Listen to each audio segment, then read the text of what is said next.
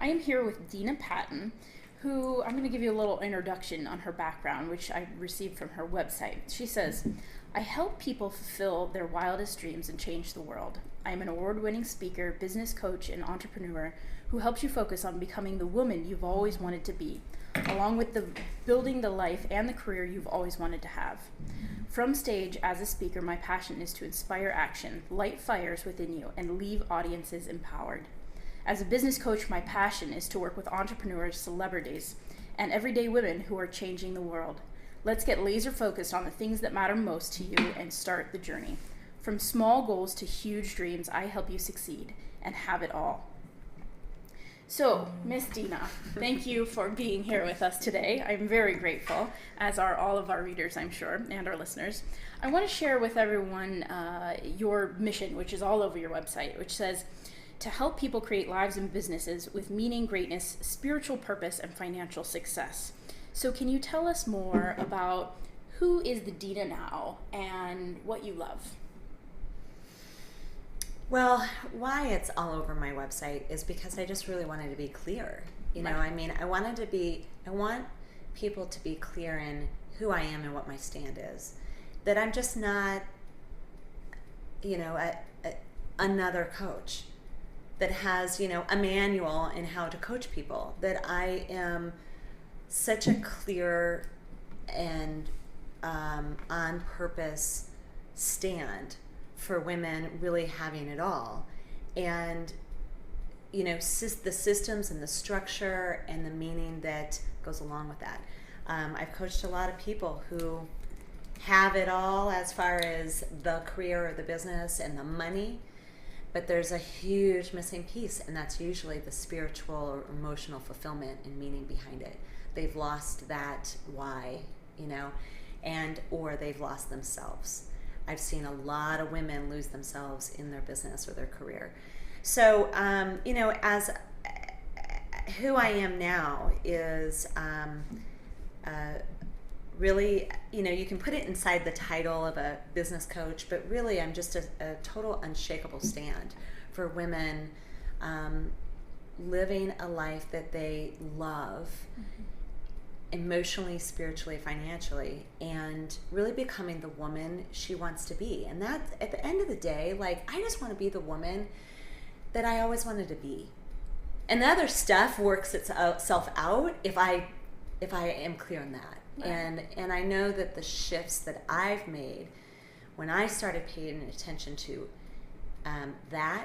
that's when my brand exploded, my business exploded, my nonprofit got aligned, everything started to work because that self-alignment was not complete, because we're never complete, but it was aligned. So you had mentioned before we started recording, which if you would repeat for us, your alignment comes from why you even came into this business and this purpose in the first place. So can you tell us in those few sentences, why are you here doing what you do today? What was that event that happened? I've always had a spiritual calling for women. It's always been there. But at 26, I had a minor stroke, and it was the eye-opener, that alarm clock, that sometimes we have to have something negative happen in our lives to take assessment of who we are and what are we doing, that big question of what am I doing with my life? And, I had that kind of thrown in my face and said, you are not aligned to your spiritual calling and your purpose, and your business are not aligned. So in the 6 months of recovery, I did a lot of prayer and a lot of thought, and I hired a coach. It was my introduction to coaching. And in that process, it was my question: what am I doing? What am I here for? What the hell am I doing with my life? And, I really kept coming back to that passion and that love to impact and empower and inspire and just help other women. But at the time, I was doing that through charity work. So I was on boards doing that. But I never really got that it was possible to do that through a career. And that was, I think, my first breakthrough was like, wow. My coach said, well, why aren't you doing that in your career? Why don't we create, get you a job or create another company where that's what you're doing? And, it's sometimes that one question that someone asks you that opens up your brain to a whole nother level of thinking. And you're like, oh, never thought of that. I never thought that was possible. And that's where it really started. And I fell in love with the process of coaching.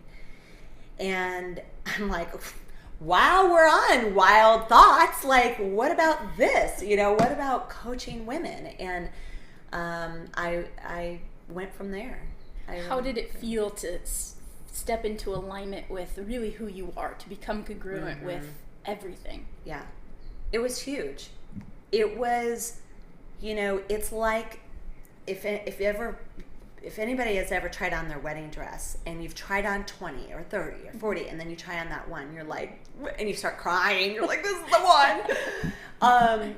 It's like that. It is that alignment, whether it's a wedding dress or it's the man of your dreams or it's the job of your dreams or your spiritual calling. When you step into alignment of self, and for me, faith was a big part of my life and my world. But what I got, and this is a piece that I coach on today, is what I was doing back then is what has a lot of people spinning in their business, is that I separated. My faith was over here. My faith, how I served my faith and how I served my spiritual calling was over here in this neat little box. And then my career was over here. And I had them in totally separate boxes, hence two separate kind of personalities. It's like I had my business hat on over here and my spiritual nonprofit hat over here. And that separation is what a lot of people do. We separate that. And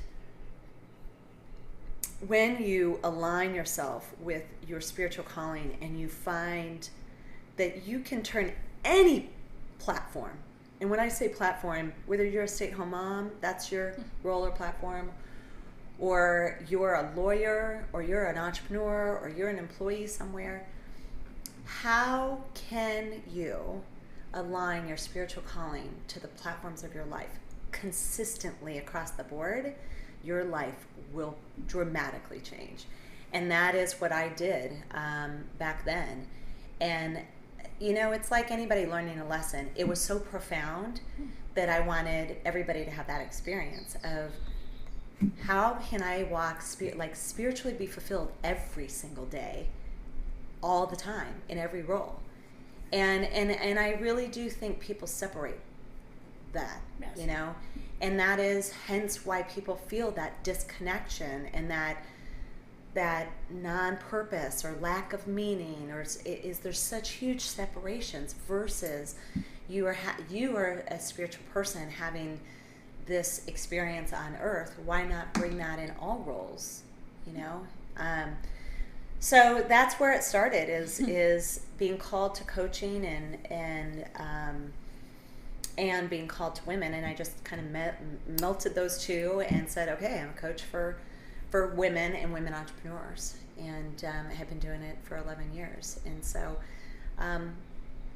one of the pieces of that, back to that question of how did that feel, once you get aligned, and that's such a big part of self-love, is that alignment. And when you walk that, you never want to go back. You don't want to go back to that scatteredness and disconnection and non-alignment. It's a world that you never want to go back to. So, for now because we're human, we have moments, where someone comes in your life, whether it's a girlfriend or another company or a guy, and they're off track.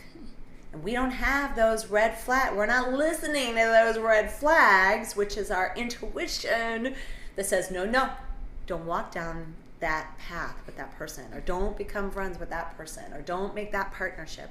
We've all had that experience, and we don't listen to our intuition.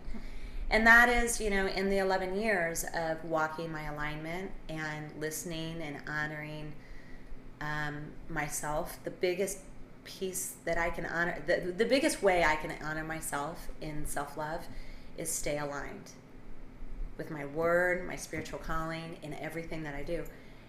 And have some grace that we're human and we make mistakes. So there's, in 11 years, there's, definitely, there's a few big ones that I walked down that path and I shouldn't have. And, you learn that lesson, you turn around and you say, okay, we're not going to do that again, get realigned. And then there's small, day-to-day stuff, little things that get us off track or off purpose. But the biggest thing I think, that I try to do is have that consciousness and that present, being present, living present, so that I always know when I'm off track. And it rarely happens. Rarely happens now. So I can see that almost immediately talking with someone. I can have one conversation with someone and know that there's alignment there. So I think the more and more we listen to ourselves and the more and more we have that respect and that self-love, that we are honoring ourselves and who we are and what we're doing, it's easier to identify the things that are not. Which then you end up with, when you have that awareness, you end up more and more on your path, more and more often. And, I as a mother and as a wife and as a nonprofit executive and as a coach, I have lots of roles.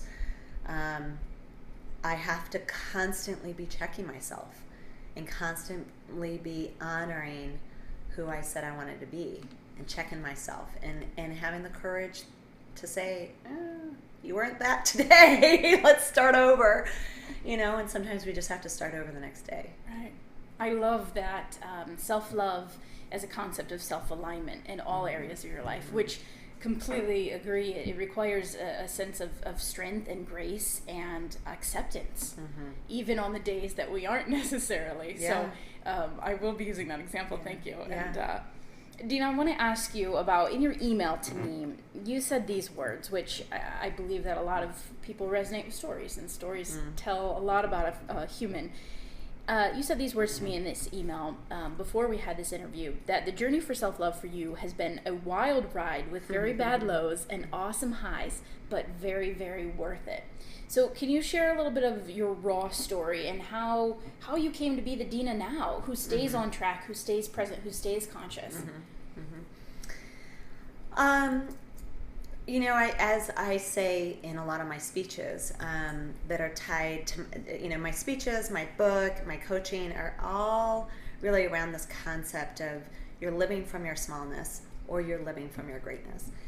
And as I share with many, is that the first 25 years of my life, I lived from my smallness, which is really fear-based, if you want to say it in a couple words. And it's playing the worldly game. I want to be pretty and I want to be perfect, or I want to be first, or I want to be number one, or I want to be $1 million business, or whatever the game is that keeps us wanting that approval or validation or liking of the world.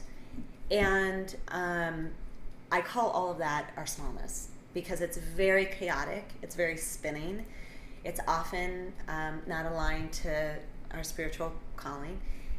And I was raised in a pretty dysfunctional divorced family, and my mom was a struggling single mom, and who's constant reminder of we don't have money for that, we don't have money for that. So my relationship to marriage was they never work. My relationship to money was we never have it.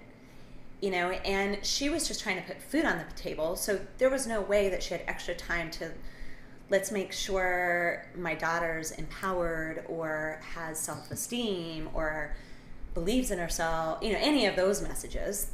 I don't think back then really anybody did, do those messages well. But, she was doing her best. And so, my mindset was lacking, relationships were lacking, money was lacking. And it was everything was in fear because it was scarce, And I felt like this disconnected relationship to God that, well, he makes all this happen, so I'll blame him, And so there was that. And it was just lots of lows, lots of, I didn't believe in myself. I was fear-based and low self-esteem and just really kind of vulnerable and a very poor student. I got C's and D's my entire life. So I barely made it through school. So there was no validation in my, smarts. So it was just lost. And I never really got in trouble, so I wasn't troubled or getting in trouble. But it was just lack of direction, lack of confidence, lack in what I could do next. And until I started putting my own, I started putting together that I got a concept around I don't have to be my past. And although my siblings got in trouble with drugs, they had their own path. But for me, it was, I don't even remember where I heard this concept of you don't have to be your past. And I think that's what I was living. I was living, this kind of struggling, dysfunctionalness. And I was like, oh, well, if I don't have to live my past, then, that's cool. What could I live? And it really opened up this idea that we have control over what we say our future is if we're courageous enough to step in those directions. And at 20, I started stepping in my own direction. And I started seeing the women in the world that were saying really powerful things, and I was buying their books, and I was watching their programs, or I was going to a workshop there, or, I put myself in college. And when my grades said, no way are you going to college, I said, okay, I found my own way. And I stopped believing what my past was. And I thrived at my job. And my job was waitressing. And I was really good. And I found something that was, it had sales in it, it had personnel in it, it had personality in it. You had to get things right. I'm like, okay, if I'm not good at anything in the world, I'm good at waitressing. And that ended up changing my life because I was really good at it. I got to the top of the industry where I was and became a trainer for, at the time, it was Planet Hollywood.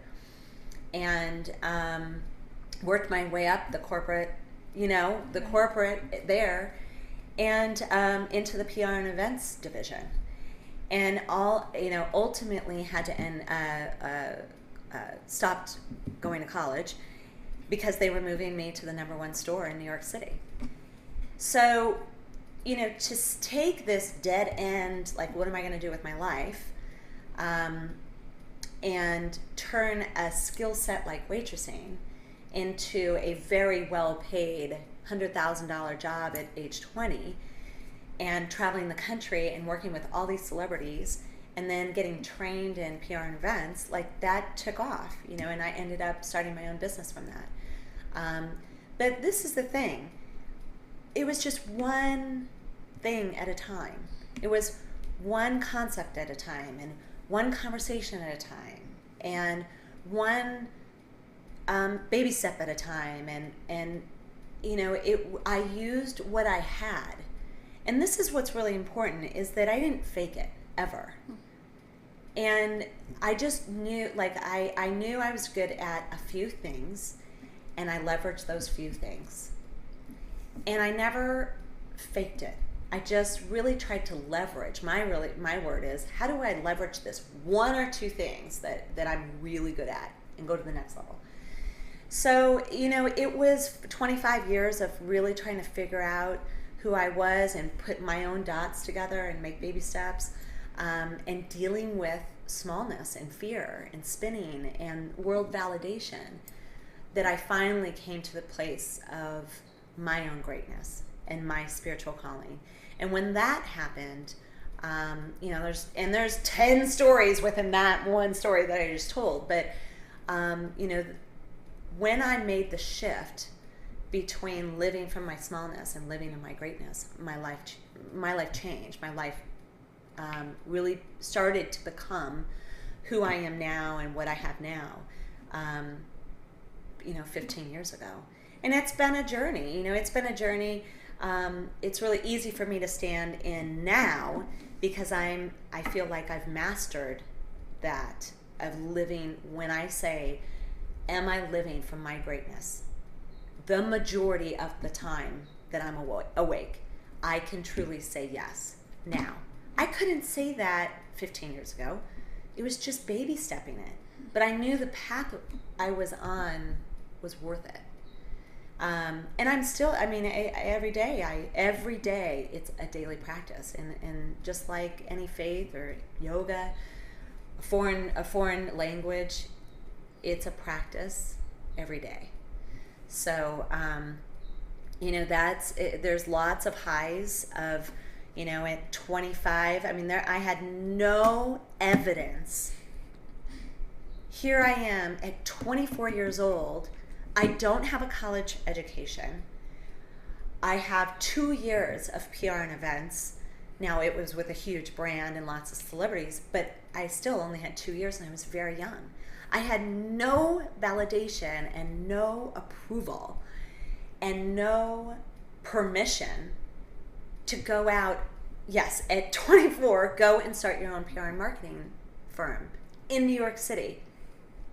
But that's what when I started listening to something different called self-love. Like, let's try. And if it doesn't work, it doesn't work. And I'll love you still.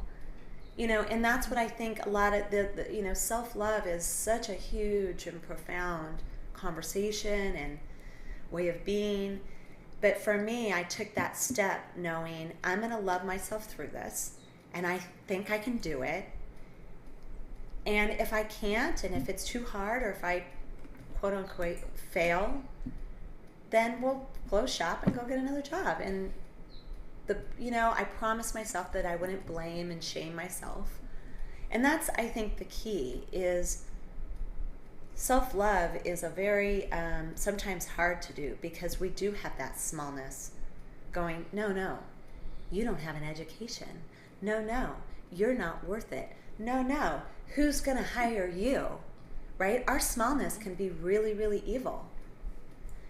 And that's why I'm passionate about getting this philosophy out there and really tangible, implementable teachings out there. Because if I had the teachings that I have now, 15 years ago, I think it would have been a smoother ride. But all I knew was I have two voices in my head. And one is saying, you're worthless, you're not educated, and you can't do this. And one said, let's do it, let's try, and we're going to love ourselves through it. And I just, on that day, in that moment, I chose that voice. And, I thank God that I did. Because I don't know if the next day I would have.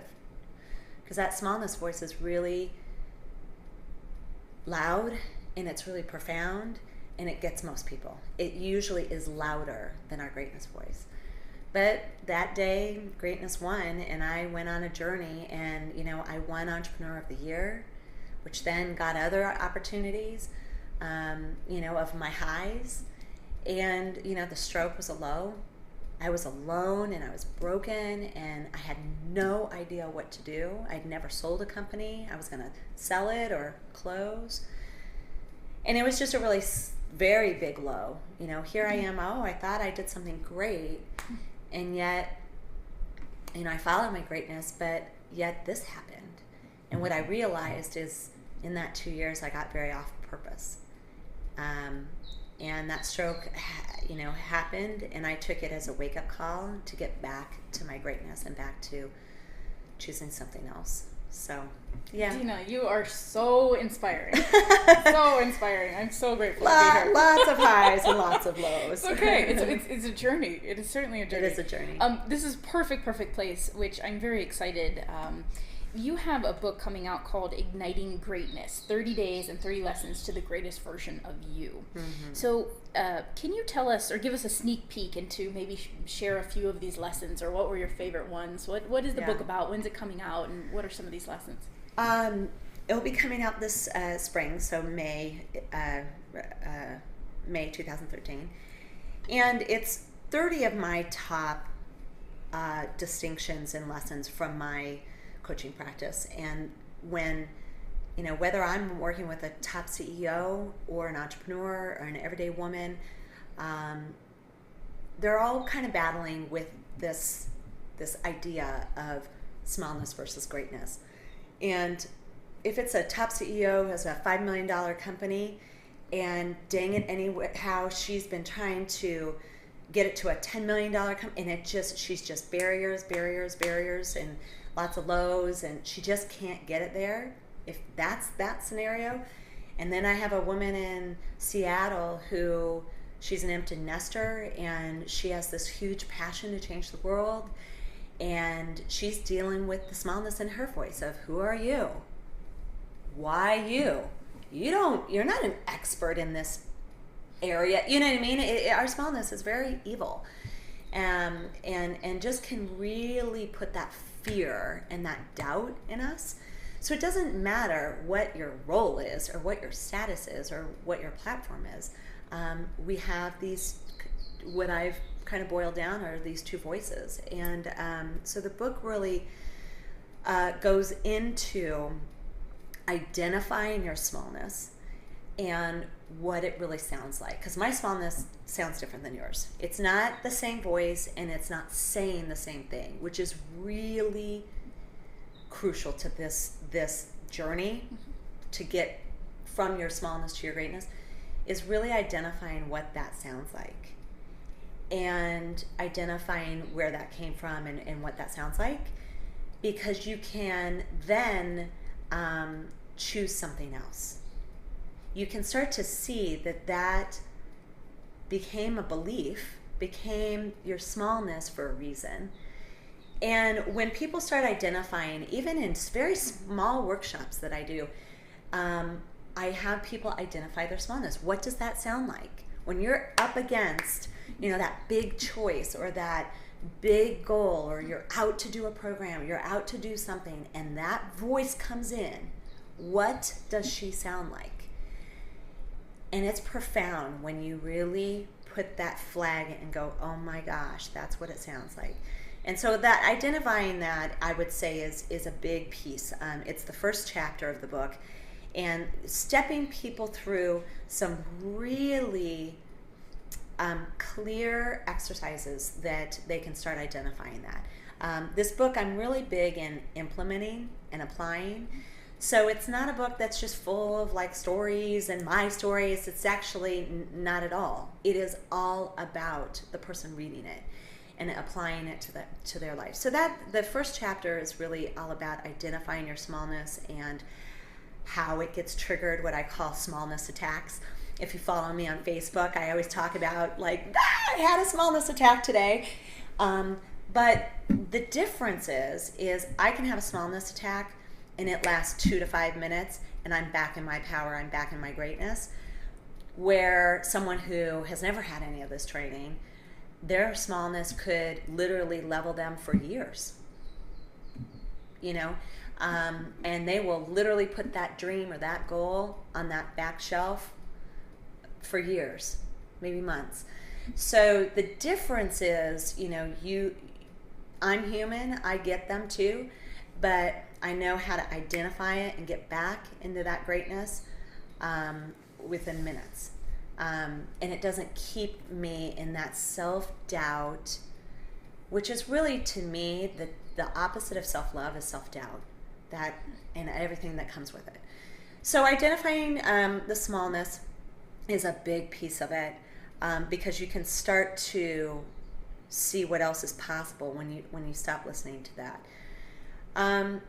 The second piece is what I call changing your game. And that is, you are either playing the smallness game or you are playing the greatness game. You are playing the worldly game or you are playing the spiritual calling game, right? To boil it down. And I can look at an organization and I can look at their website or maybe have one conversation with them and, in my own opinion, tell you that they are playing the worldly game, right? It is apparent that that's the game that they're out to win. And there's nothing wrong with that, but I am about a different game. That's all. They can play that game. I will not coach organizations, corporations, entrepreneurs, CEOs who are playing that game. They might be playing a big financial game. I want financial success. But do we have a spiritual element to what we're doing? Do we have some kind of meaning to what we're doing? Because otherwise, it's just another company. It's just another widget. It's just another fill in the blank. So without that meaning that ties it back to you or your team, you are just another fill in the blank. And that is not what we need in the world. That's just not what I feel we need in the world. And so that's just what I have a passion around fueling and getting out in the world, are people who have that meaning behind their brand or their project or their efforts. So changing the game from worldly to some kind of spiritual meaning. And you can look at some huge brands today that are playing that. Which ones are playing what games?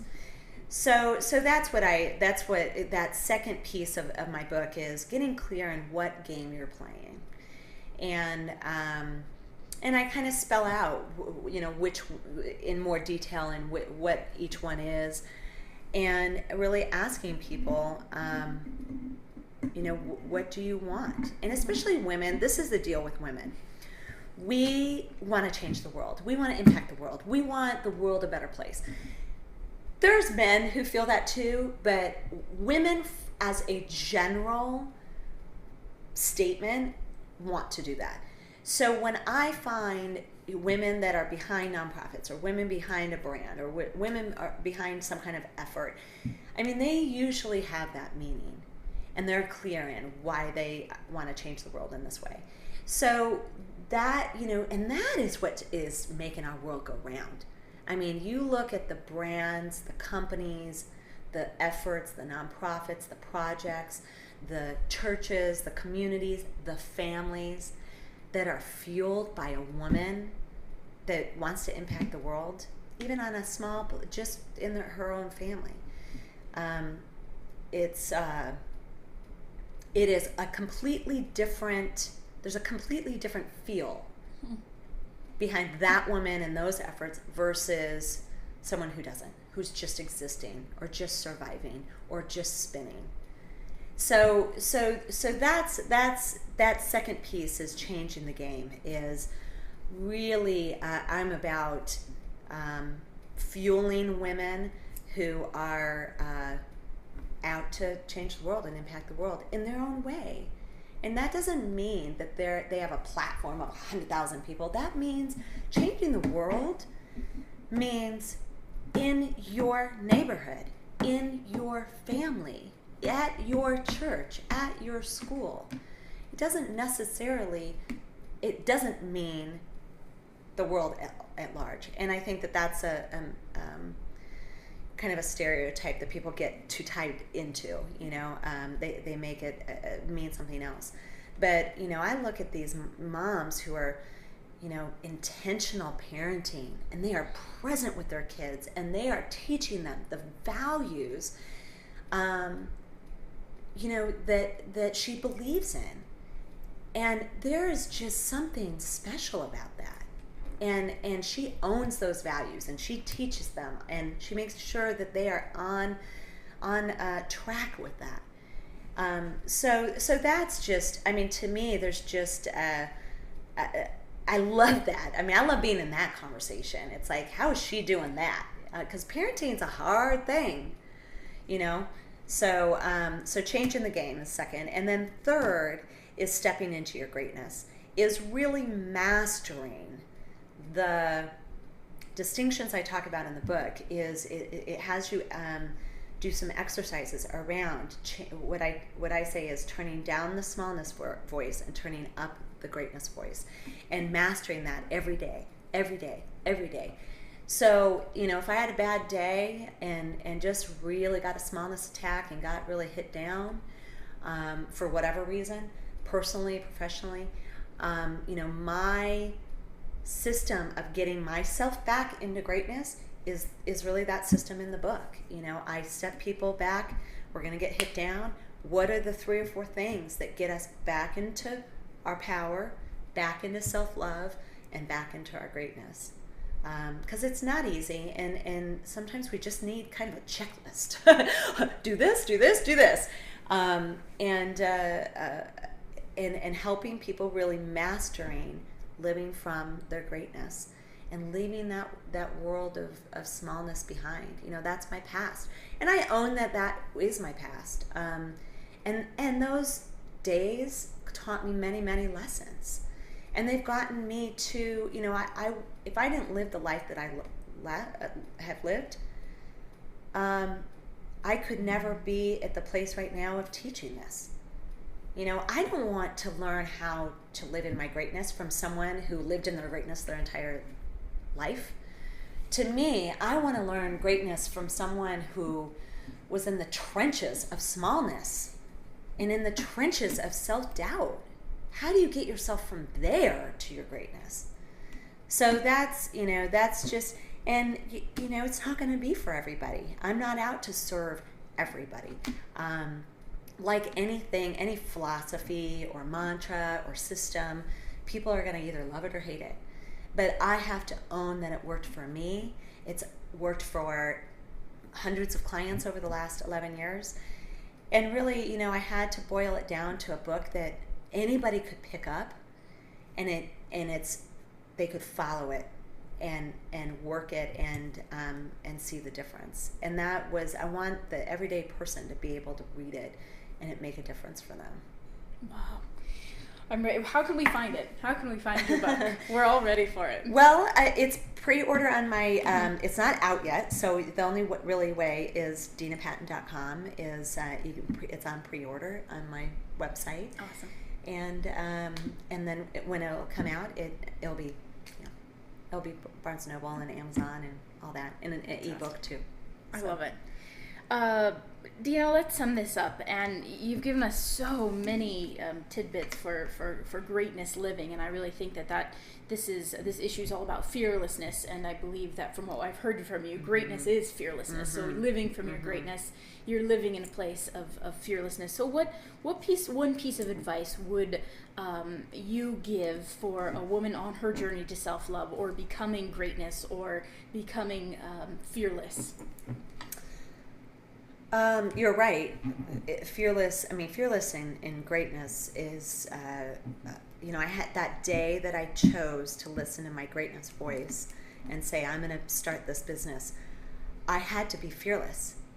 I had to step out of my fear and really, to take on courage to make that choice. And, this is my advice. Start today. Start today. Take one of the tidbits from this interview or from your fearless issue and start today. That's where it starts. It's just like a diet. It's just like anything that you want in your life. You've got to start, make one step today. And that's the biggest mistake that people say is, oh, when I'm retired, or next year, or I'm so exhausted, I can't do this now, or when you live from your excuses, it's another version of your smallness. Your smallness has you so controlled, and so it's just, that's the word that is, it's so controlling. It's saying, no, not today, not today.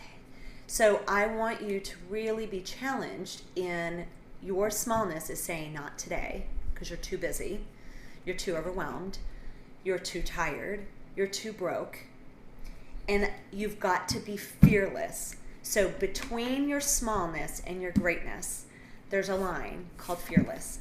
And I want you to stand on that line and say, what would fearless say about this? And your fearlessness would say, start today.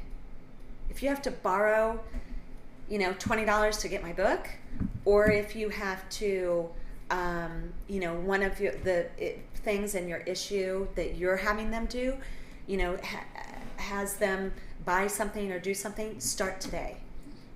So that's the thing, is choose today, stand in fearlessness, start today, and jump. And trust yourself back to self-love.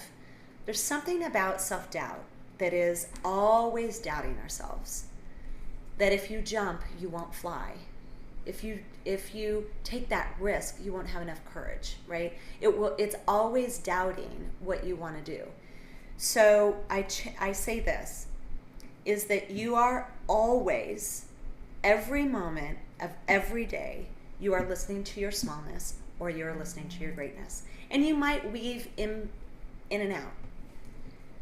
But what I ask you, the invitation is, be fearless and listen to your greatness for 1 week. And that's my challenge, is listen to your greatness for 1 week and see what she has to say. And be aligned to what she has to say for 1 week. And if you don't like it, you can go back to smallness and fear. But that's my challenge. Dena, thank you. You have been such an inspiration, and your words are very, very appreciated, so thank you. You're welcome. Thank you.